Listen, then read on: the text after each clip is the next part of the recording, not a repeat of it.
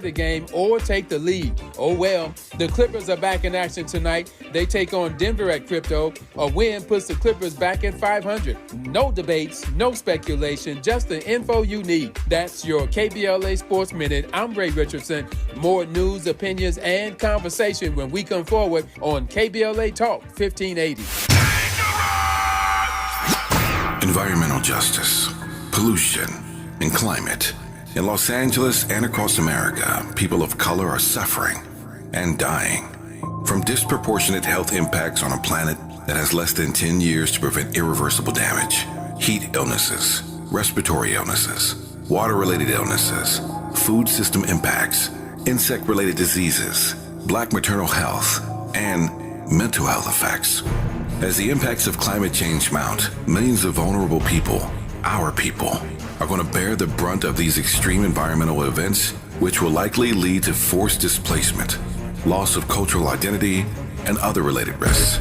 These realities are as real as rain.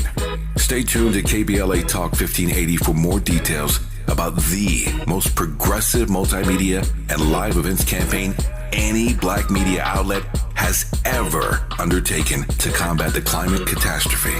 Experts, events, empowerment. It's all on the way from unapologetically progressive KBLA Talk 1580. We don't black down. We level up. Level up, level up, level up, level up, level up, level up, level up, level up, level up, level up, level up, level up, level up, level up, level up, level up, level up.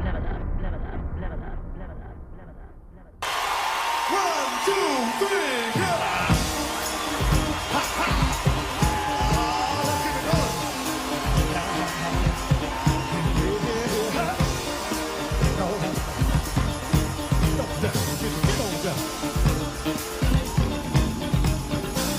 I'm gonna try to keep it coming. Things ain't always new, but I'll be alright as long as I can find the groove. Yes, I will. Yeah. Somehow I know that I can make it. You seem to like my style. Don't you worry, I'm gonna be around a while. I'm just happy to see you talk to me back in style again. Live from historic Leimert Park in Los Angeles, California, I'm Tavis Smiley, and I'm so glad to see you and me back in stride again. Before we get started with today's show, let me invite you to follow me on Facebook and Instagram at The Real Tavis Smiley and get Twitter updates. I should say X, formerly Twitter, at Tavis Smiley. By the way, should you miss any part of today's program or want to catch up on previous shows, you can always visit thetavisSmileyShow.com. That's thetavisSmileyShow.com, or wherever you get your podcast, and listen to the Tavis Smiley podcast version of this program at your leisure. A great show on tap for you today. In our second hour, 2 conversations. Up first,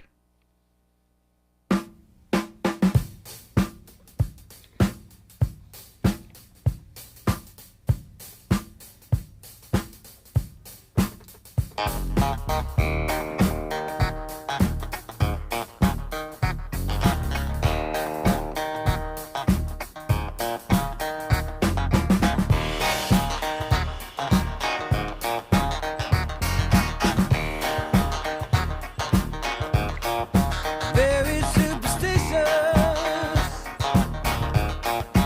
writings on the wall.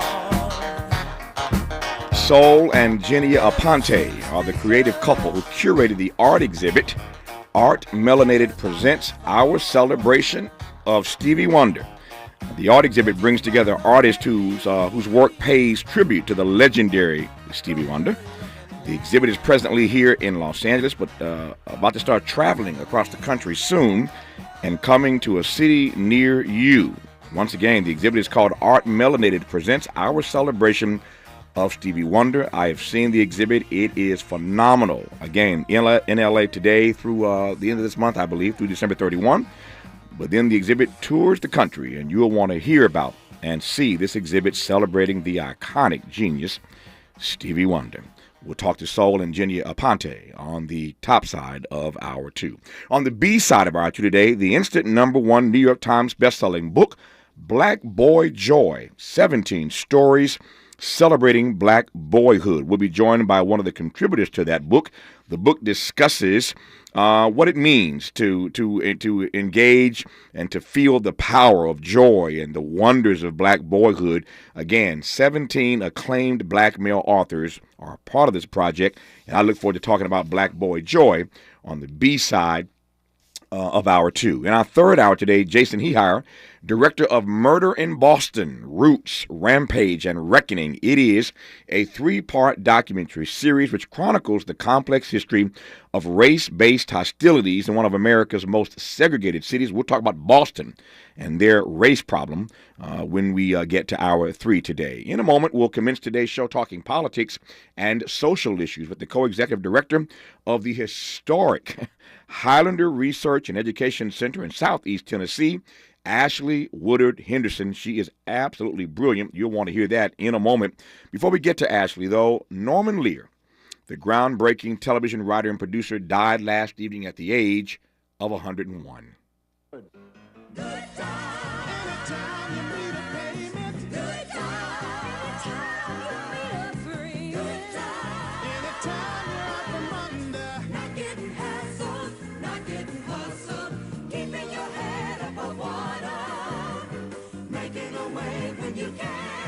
Temporary layoffs. Good times. Easy credit rip-offs. Good times. Scratching and surviving. Good times. Hanging in a jar. Good times. Ain't we lucky we got 'em? Good times. Norman Lear was the man throughout the 1970s and early 80s, writing and producing hit after hit after hit. Good Times, The Jeffersons, All in the Family, Sanford and Son, Maude, One Day at a Time. The list goes on and on and on. Lear's success would show future television writers and showrunners how to mix political and social messages with comedy and somehow make it all work. But as one of the founders of the organization People for the American Way, Norman Lear was also an unapologetic and outspoken advocate for truth and justice. On his 100th birthday, he wrote a guest essay for the New York Times saying, and I quote, "To be honest, I'm a bit worried that I may be in better shape than our democracy is." Close quote. That's Norman Lear, truth teller.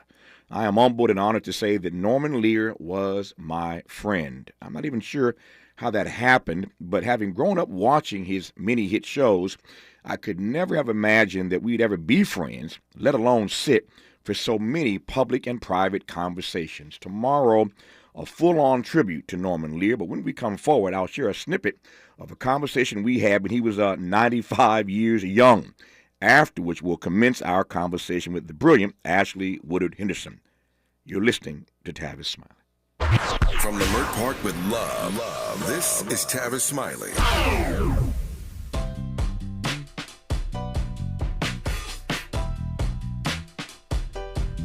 Escalade IQ, this the intro to the all-electric Cadillac perfected like Zoom. And on a full charge, you get 450 miles without the stop. Haiku, this is what I do. Daddy fat intellect since 92. Linked all the way back, panoramic roof. Come with 24-inch rim standard. Ooh, why? Shawty don't kill him. Cadillac diamond in the back, cold chillin'. And when I'm on attack, on the track is no ceiling. Sky's the limit, you hear me? You hear me?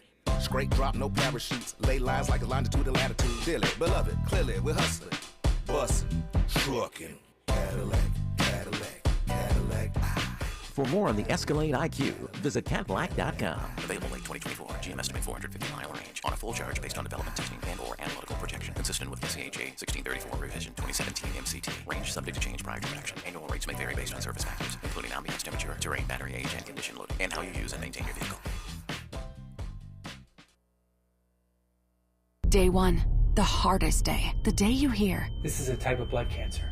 But day one is just one day. At the Leukemia and Lymphoma Society, we are here to help you move past day one. On day 45, I discovered an online community who shared great tips for in-treatment care. On day 185, LLS helped me file my insurance claims properly. To learn more and get help on day 2, day 28, or any day, please visit LLS.org or call 1-800-955-4572. Diane from Michigan, a disabled senior citizen trying to get by. Henry from Florida, a veteran fighting to make ends meet. Elena from Arizona, a mother struggling to feed her daughter. Hi, I'm Connie Britton, and I support Feeding America because they help provide over 6 billion meals to people in need each year, like Diane, Henry, and Elena. Learn more at feedingamerica.org. Feeding America, 200 food banks strong. For all of us, this generation and the next, there is simply no place in our lives for litter. And yet, it's everywhere we look. And unfortunately, it does belong to all of us. So, let's come together and create a litter-free, clean California, once and for all. Remember to properly dispose of your trash and recycling. Secure truckloads with tarps to keep debris from flying out. Clean out your car when you're at a gas station. Take pride in your community by organizing a cleanup event.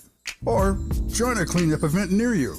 Zero litter is the goal. Join us at cleanca.com. That's cleanca.com.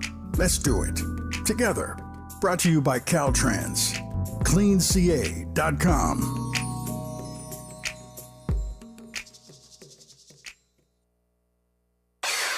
Who do you trust to get at the truth? Tavis Smiley.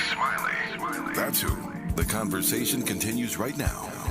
In a moment, we'll commence our conversation with Ashley Woodard Henderson of the historic Highlander Center in Southeast Tennessee. But first, a short clip from a conversation I had with the legendary television writer and producer Norman Lear, who passed away yesterday at the age of 101. If you listen very closely, you'll hear Norman Lear use a phrase that I utter almost daily. The fact that I said something that Norman Lear teased me about and found worth repeating still gives me goosebumps. Norman, good to see you, my friend. How are you? If I had a complaint, I'd be an ingrate. I'm good. Well, I am fascinated. I was writing a piece the other day, an op-ed piece, and I referenced you in the piece. I'm not sucking up. This is actually a true story. I referenced you in this piece the other day as one of the persons who I admire for being able to craft a life of meaning and value and purpose well into your 90s. How do you do that? You mentioned well into your 90s. At 95, I don't wake up to be old. Mm-hmm. I wake up with something on my mind. Mm-hmm. I wake up having gone to bed with the taste of coffee in my head for the next morning. Mm-hmm. I know I have lots of things to do. I wake up to do those things. So I feel myself to be the peer of whoever I'm talking to. If I'm talking to a 12-year-old, I'm 12. Mm-hmm. If I'm talking to Tavis Smiley at 38... no, more like 12. Closer to 12 than 30. You're talking to a 12-year-old, yeah. In my mind, I'm sure. So that's who I am, yeah. And that's what I feel. Yeah. Who do you surround yourself with?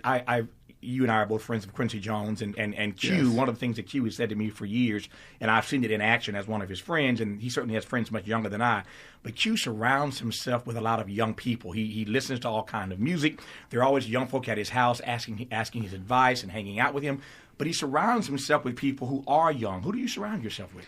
Well, I guess the same thing happens to me. Yeah. First of all, I have 6 kids. Yeah. They're considerably younger than me. Yeah. How old is your youngest? My youngest are twins who are 22. Mm-hmm. And they just graduated from college, Mm-hmm. and they're fabulous. The best thing maybe in my life is that all 6 from 3 different mothers, and my wife, Lynn, my wife for 30 years now,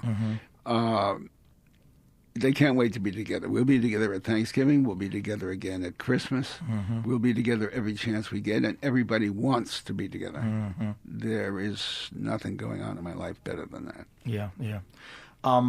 At 95, how do you keep the creative juices flowing?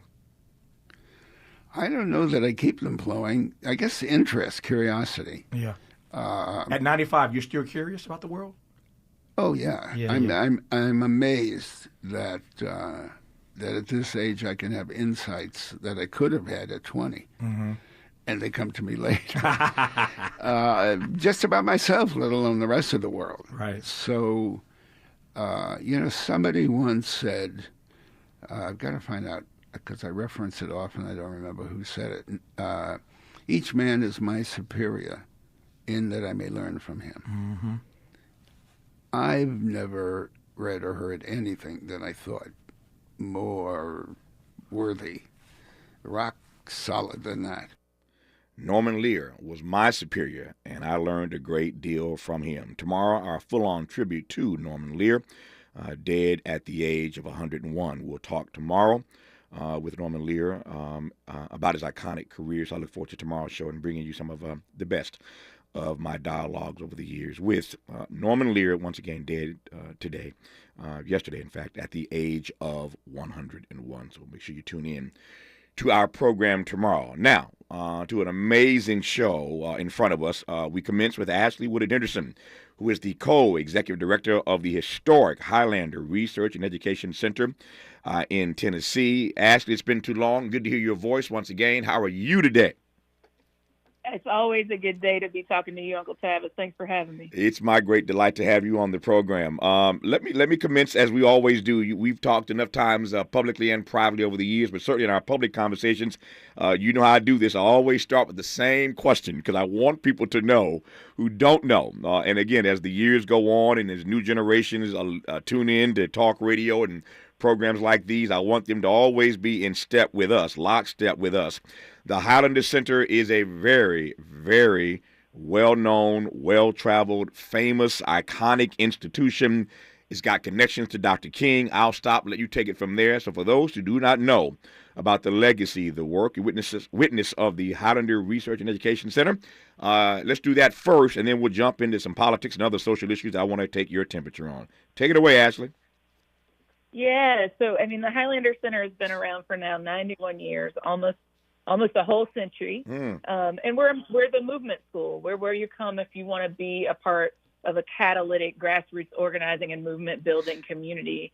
We're rooted and grounded in Appalachia and in the South, where I'm from, and we work with people who are fighting for justice, equality, and sustainability, and we support their efforts to take collective action to shape their own destinies. And so we use popular education and language justice and participatory action research and cultural organizing and cultural work and intergenerational organizing to build spaces both at Highlander and in local communities where people get to learn together and build new knowledge. They get to dream and hope and build their courage together. And frankly, we're about the business of expanding ideas of what is possible in this country and in the world as a whole. So we've been doing that since 1932, and we're still doing that today, developing the next generational cohort of the freedom movement. Say a bit about the legacy of the center in terms of those who've been there, the work they've done, how they use Highlander. I mentioned King and others, but say a bit about the history. Absolutely. So, obviously the folks that listen to your show know that by the time we got started, we were on the brink of economic and social collapse because of the Depression, right? So we did a lot of work with not even working class folks, but just cash poor altogether folks to build across racial differences in a time where it was still illegal to be doing so, right? 1930s, integration had not yet happened in a legal framework. And we went on to do work with the labor movement. We helped with the integration of the AFL-CIO, which used to be two separate organizations. We did work, as you mentioned, with Dr. King. Rosa Parks was trained at Highlander a couple of weeks before the Montgomery bus boycott, went on to be on our board of directors. Septima Clark was on staff and went on to be on the board of directors. And if you don't know Septima Clark, she's one of the world's greatest teachers who was a part of the development of citizenship schools in this country that brought Black people together to learn the tricks of the trade of being able to participate in the voting and electoral processes in this country. We've worked with folks that were doing environmental justice work. We've done work with Spanish-speaking folks who were coming into movement spaces that were predominantly dominated by English-speaking people, and figured out ways that folks could be together across language barriers and differences. We've done youth organizing work and continue to do youth organizing work through our Seeds of Fire and Children's Justice Camps. You name the front line of struggle, and we've been involved, and we're currently members of the movement for Black Lives and the Rising Majority and many, many other like 21st century contemporary social movements for justice. It is an iconic institution. I know she probably gets tired of me asking that question every time we talk, but I always want the audience to know about this center. Again, as I say all the time, my work here, my job is to make sure that everything I know, you know. Not that I have a monopoly on the truth. I recognize there's the truth and there's the way to the truth, and I don't have a monopoly on it. But the truth that I do know, I am obliged to share with you, and I believe in sharing and saying what it is that I see and have seen. And I want people to know about the Highlander Center and all the history embodied in this place that now is almost 100 years old. We talk about Norman Lear dying at 101 yesterday. Highlander is almost 100 years old. And to just think, as Ashley was saying a moment ago, that this is the place where Rosa Parks was literally a couple of weeks before she sat down on that bus so that we could stand up. She sat down. We're still standing because of that. She was thinking about Emmett Till, she said to me many times when she sat down. But she was trained at Highlander just a couple of weeks before she made that decision that made her the mother of the civil rights movement. She wasn't the first one to do it, as we all know, for those who know your history. But she had the courage to make that decision that day, like a tree planted by the water, to not be moved. And the rest, as they say, is history. But she was trained in preparation for that moment at Highlander. It's an amazing institution. If you don't know much about it, I encourage you to Google it and read about it. And I feel humbled that I've had a chance to share with you an institution that you might not have known about heretofore. And Ashley Wood Henderson is carrying on the righteous work of this entity, and I'm always delighted to be in conversation with her. There's some breaking news about Kevin McCarthy I'll get to in just a moment here. He made a big announcement, former Speaker of the House. But you mentioned labor, amongst other things that you mentioned, and I was just reading a piece this morning in the New York Times, I believe, maybe in the Washington Post, but a big piece I was reading in one of my many readings today about the year that labor has had. I haven't seen the Time Person of the Year yet. I don't know if they've even announced it yet. But labor could very well be the person of the year for the cover of Time magazine that they do every year. So since you mentioned labor, what do you make of the year that labor has had in this country? I mean, not only the year, but the season. And I think that's what's if there's anything to learn, I think 2020 to today is a time where we're going to be thinking about what it meant for the Bucks not to go on the court, right? What it meant for WNBA players even before that to have been saying, listen, not only do we care about the disproportionate rates of pay, the sexism and patriarchy related to the careers that they are building, but also very much about social and economic issues in the communities that they're both from or that they play in. If we're talking about, hockey, like all of the entertainment industry folks, if we're talking about this year and the writer's strike, the actor's strike, and even, to talk about more economically disenfranchised people, to talk about Starbucks workers and other low-wage workers that are building organizations in their workplace. I'm from Chattanooga, Tennessee, so I'd be remiss not to talk about the auto workers and Teamsters and teachers and just all of the folks that are saying enough is enough. And quite frankly, even those of us that work in the nonprofit sector, right, we're even seeing people that build social movements saying even our labor deserves to be organized in intentional ways and figuring out radical, transformative ways to do that in service of our movements being successful and practicing what we preach around our values and our politics. So, I think what we know for sure is that the state of women in labor, the state of low income and working class people building up a labor movement from the grassroots up,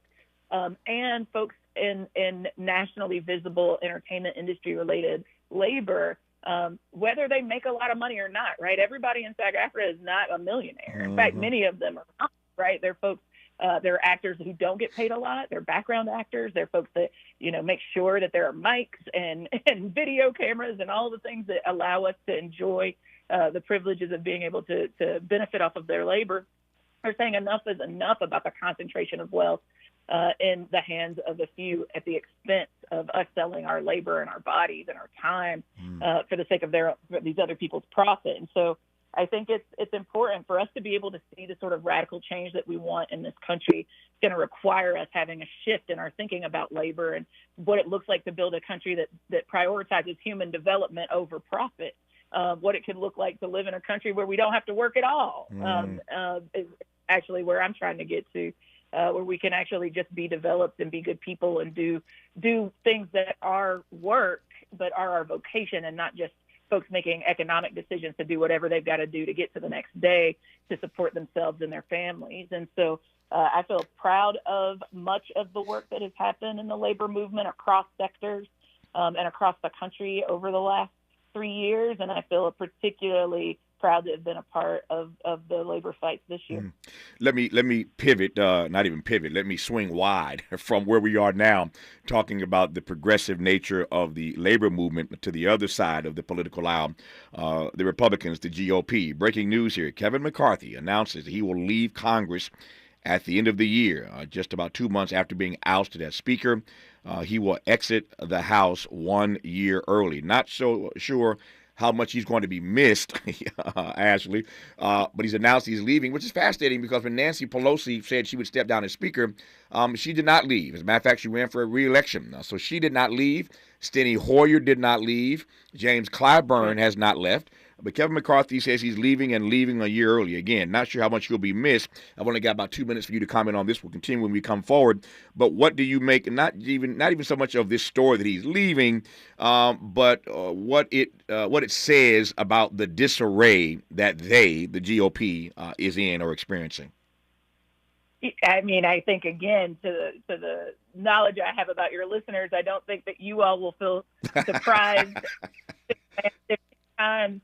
15 tries to even get into the position of Speaker in the first place. He then got kicked out by the same people that got him in. I think some folks are like, we'll believe it when we see it, to your point, Tavis. But, I think what this concretely means in the most minute way is that he will be leaving before the special election to replace George Santos, the world's best liar, which means there will be 2 Republican vacancies. It does not give the Democrats the majority or even get them neck and neck in a sort of tied situation where Speaker Johnson would need to break the vote. But he would need to lose 3 votes to be able to pass measures without bipartisan support. I think what we also need to know is that just because he might not be in his House seat does not mean he won't actively be working to support and expand the Republican Party. And that's just as dangerous as his ability to govern, right? If he's picking the next generation of GOP leaders, we should all be quite concerned, especially if we don't have a party apparatus that currently is respected and accounted for in a majority kind of way, even a strong minority kind of way in the House or the Senate or the federal government as a whole, to be able to actually fight for the interests of our communities. And so I wouldn't count him out. If he does step down, when he does step down from elected office, he will still, and he said this, right? He wrote this, that he will actively be working with the GOP, and that is just as concerning. Nope, I hear your point. In case you've just tuned in, Kevin McCarthy announces he will leave Congress 1 year early at the end of this year, and many are saying, I'm sure, good riddance. Just getting started really in this conversation with Ashley Woodard Henderson, who is the co-executive director of the historic Highlander Research Center in Tennessee. A great deal more to cover when we come forward. You're listening to Tavis Smiley. Unapologetically progressive. Unapologetically black. You're tapped into Tavis Smiley.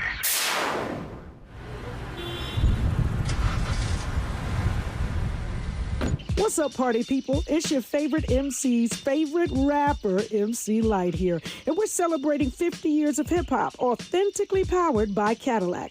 And we're going to take it way back to where it started. It was only fitting that hip-hop began with teenagers at a back-to-school jam in the rec room of a South Bronx apartment complex by an 18-year-old brother. By the way, I'm also sure he had a Cadillac parked outside. He noticed the energy on the dance floor when he switched between two turntables, extending the beats, repeating the breaks, and never losing the rhythms. And that was the birth of hip-hop. And from that moment, it took off. For more on how Cadillac is celebrating hip-hop's 50th, visit Cadillac.com/audacity. I'm Mike Moore. Here's the latest from the Black Information Network. 4 Republican candidates will be on stage tonight for the 4th GOP presidential debate. The University of Alabama in Tuscaloosa will host the debate. Florida Governor Ron DeSantis, former South Carolina Governor and UN Ambassador Nikki Haley, former New Jersey Governor Chris Christie, and entrepreneur Vivek Ramaswamy will field questions from journalists. In Georgia, new state house and Senate district maps are on the table waiting for the governor's signature. Lawmakers passed new plans yesterday after a judge ordered legislators to devise more majority black districts by December the 8th. Lithonia Democratic Senator Tanya Anderson says the plan actually weakens the power of black voters and entrenches the power of the current Republican majority. And that's the latest. I'm Mike Moore from your 24/7 news source, the Black Information Network and BINnews.com. Now at Lowe's, get the lowest prices of the year on select appliances. Get up to 45% off and save an extra $100 on every $800 you spend on select appliances. Valid through 12/6. Savings vary based on purchase amount. Exclusions apply. See Lowe's.com for details. This is the KBLA Sports Minute with Ray Richardson.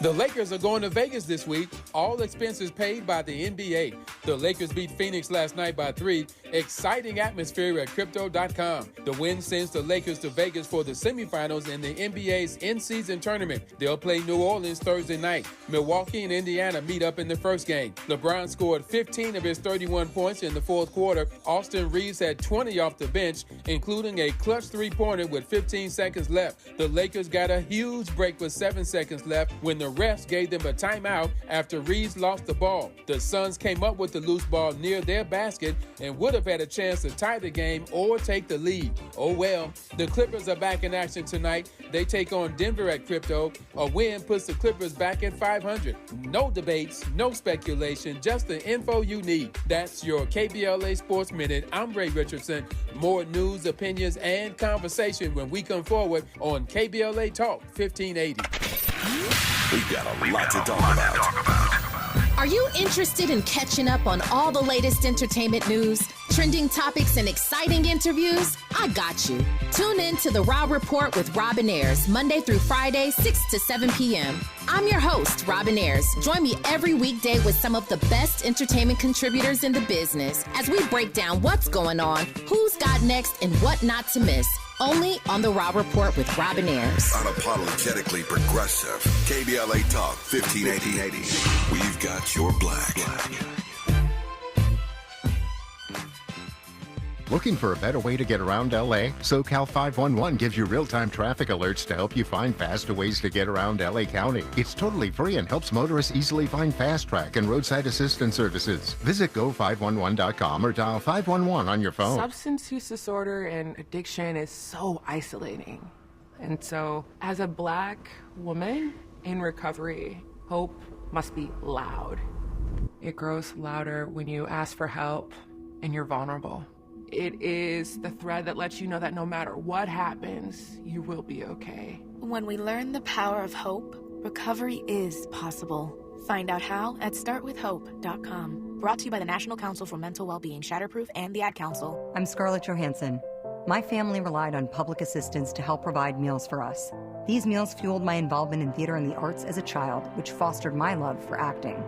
The Feeding America network of food banks helps millions of people put food on the table. You can join the movement to end hunger by donating, volunteering, and advocating. Because when people are fed, futures are nourished. Join the movement to end hunger at feedingamerica.org/actnow. Brought to you by Feeding America and the Ad Council. KBLA Talk 1580 is the exclusive media sponsor of This Light of Ours, activist photographers of the Civil Rights Movement. A dynamic new exhibition on view now at the Skirball Cultural Center in Los Angeles. This Light of Ours showcases more than 150 photos taken by movement insiders from diverse backgrounds that reveal the vital work undertaken by a broad coalition of organizers and everyday people whose collective action changed America. This Light of Ours is one of 3 temporary exhibitions currently on view at the Skirball, which together explore issues related to civil rights, immigration, and pluralism. Tickets and more information for all 3 exhibitions are available at skirball.org. That's skirball.org. SKIRBALL.org.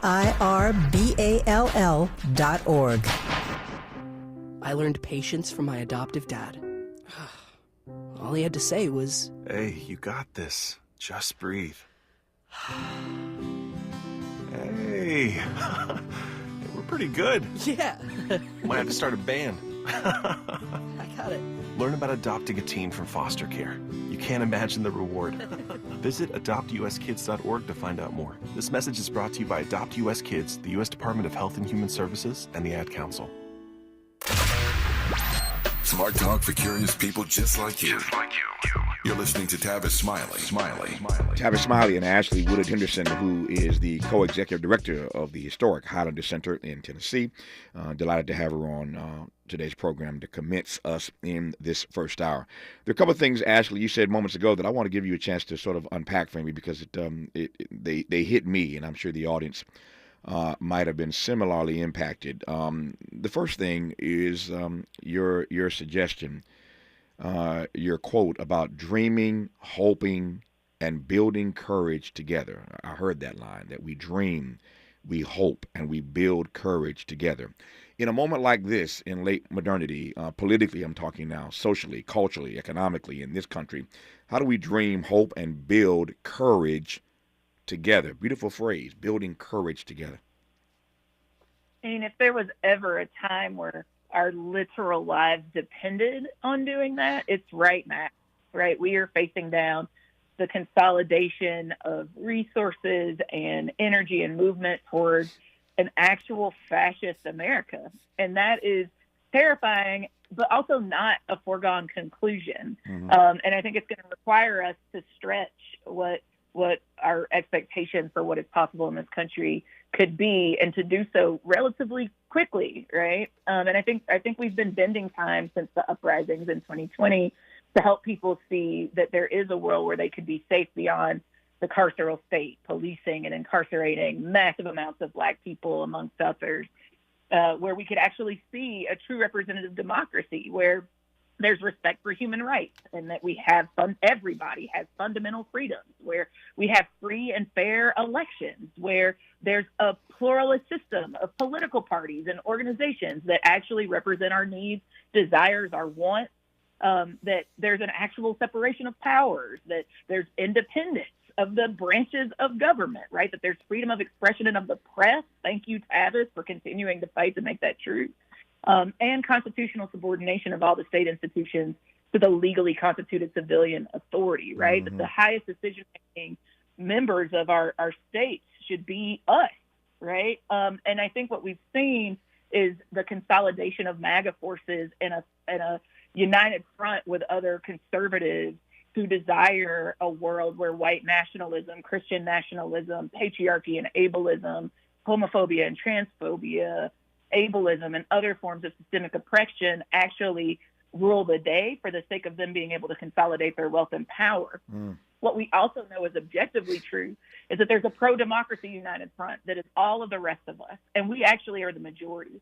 So if we can't vision together, if we can't take collective action together, even if we don't ultimately line up on every single social or economic issue for the sake of stopping fascism, we will find ourselves not collectively accelerating towards the vision of the world that I just described. Will collectively accelerate backwards. There's not a going back to the normalcy of what we've seen under the Democratic Party's leadership, because the neoliberal project has failed.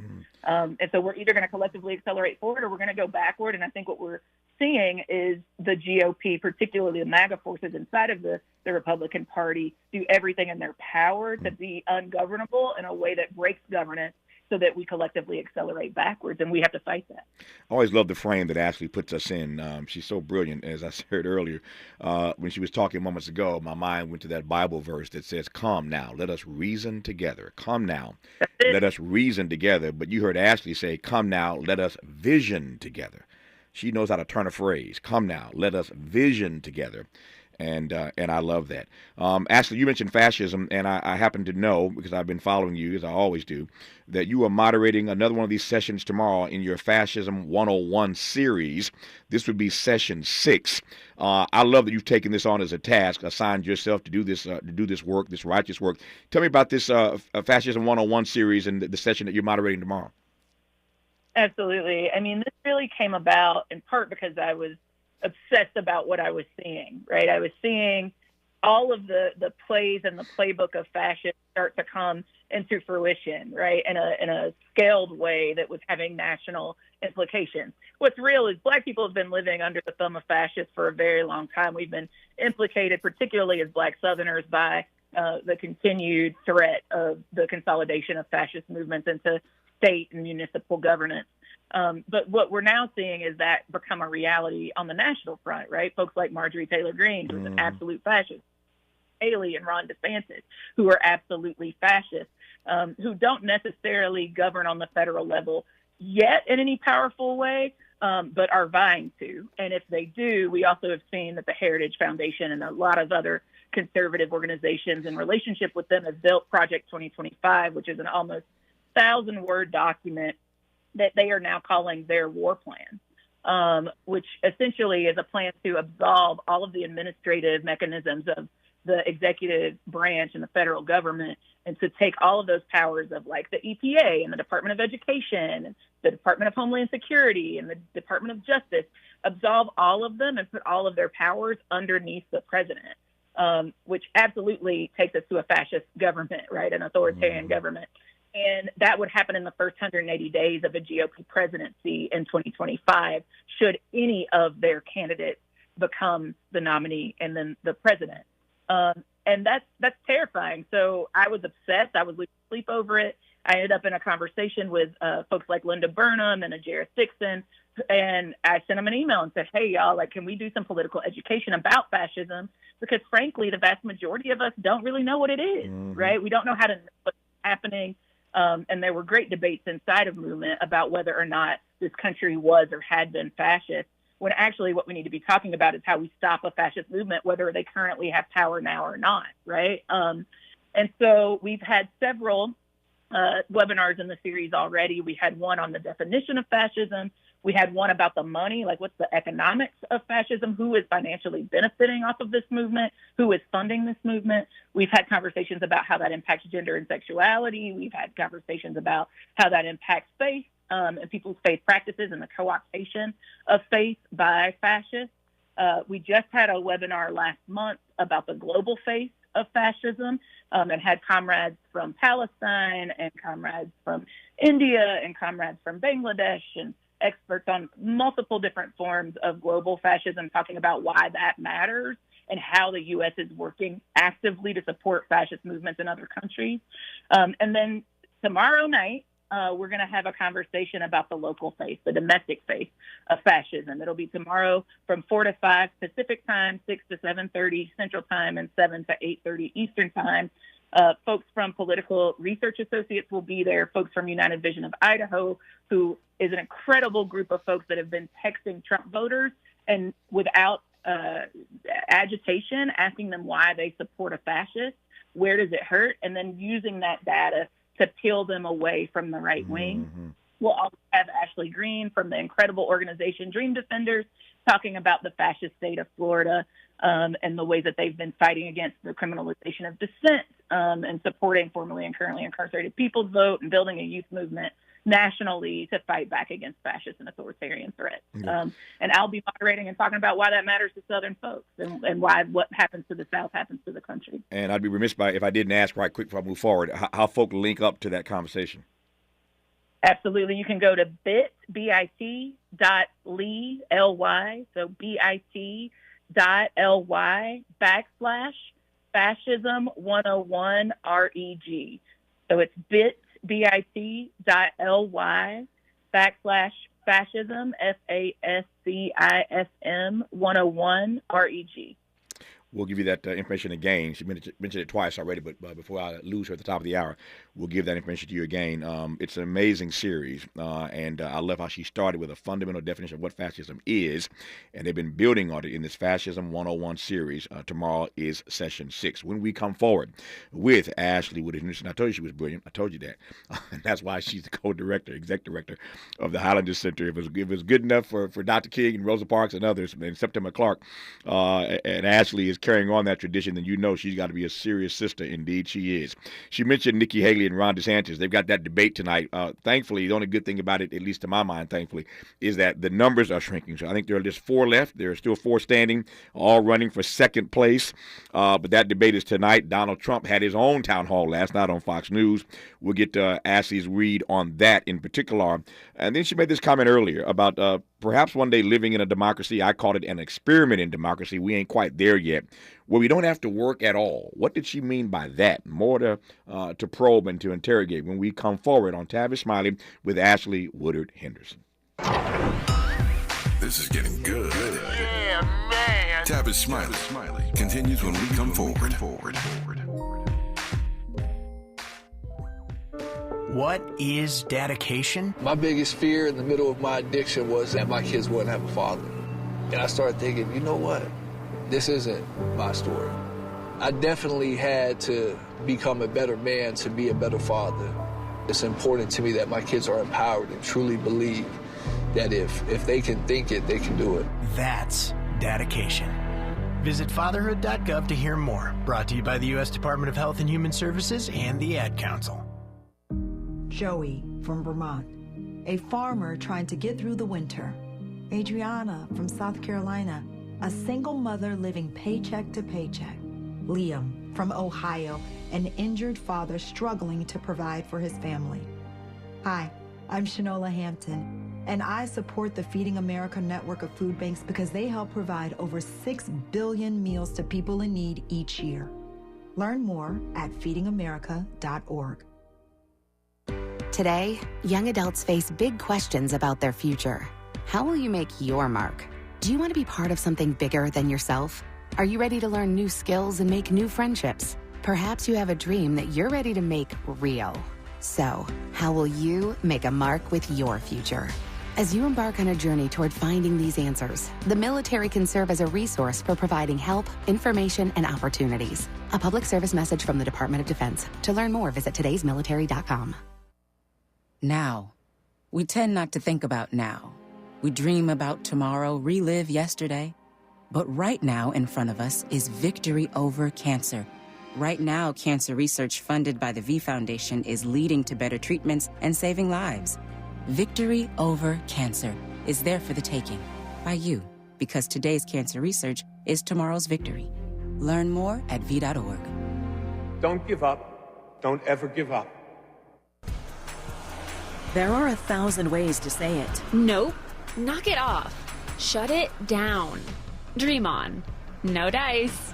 Give it a rest. Not a chance. Or just... All text. You focus on the road. As a passenger, you have the power to prevent an accident. There are 1,000 ways to stop a distracted driver. Choose one. A message from CTIA.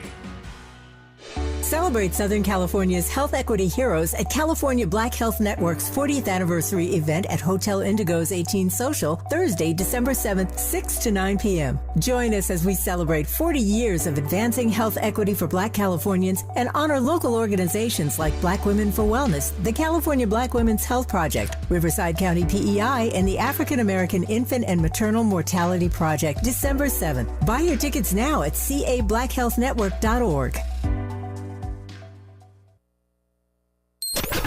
Let's get back to more of Tavis Smiley right now. I'm Tavis Smiley. She is Ashley Woodard Henderson. She's the co-executive director of the Highlander Center in Tennessee. And again, delighted to have her on this program. My time is getting away from me, so let me move swiftly here to cover a couple more things right quick here, Ashley. I mentioned that Donald Trump had his own town hall last night. I love the fact this guy doesn't show up for any debate, doesn't show up, and wants to be their nominee, is in fact the presumptive nominee, but gets his own town hall last night in Iowa on Fox.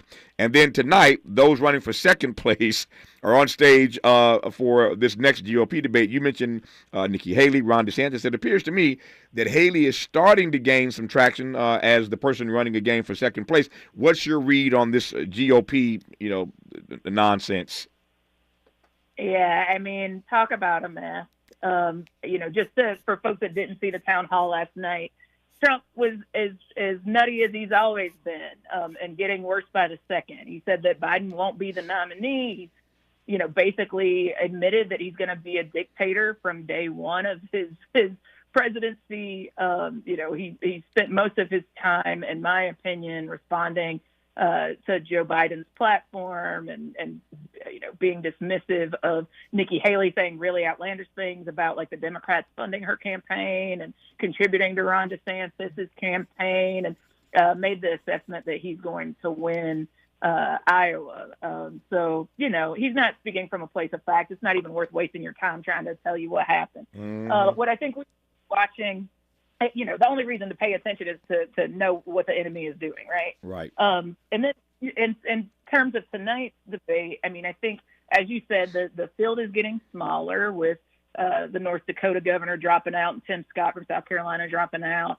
And I think you're right that folks are paying attention to what's happening with Nikki Haley, and way less to Ron DeSantis, which I think last time I was with you, I was pretty certain DeSantis was going to be the nominee, and I have been wrong. But he pulled defeat out of the jaws of victory to be so far behind Nikki Haley now. But I don't think the window for another nominee is totally closed and locked just yet. So we shouldn't count Nikki Haley out, and we should be paying attention to what's happening with both her and DeSantis' super PAC. I think the issues to watch out for tonight, they're going to talk about foreign policy, right? They're particularly going to talk about the Ukraine. They're going to probably use it as an opportunity to kick up even more dust around their support of Israel, which is also a fascist state. They will talk about government shutdown because it's ever looming, and the possibility of it is always, and the House Republicans just can't agree on a budget. Because of where they're going to be, you can imagine that they're going to talk about abortion and what the Republicans are going to do in a post-Roe versus Wade environment. And there'll probably be some debate about a national ban. We know that Chris Christie and Nikki Haley have fought over this issue before, and relatively recently in Iowa. They're going to talk about Trump's legal troubles.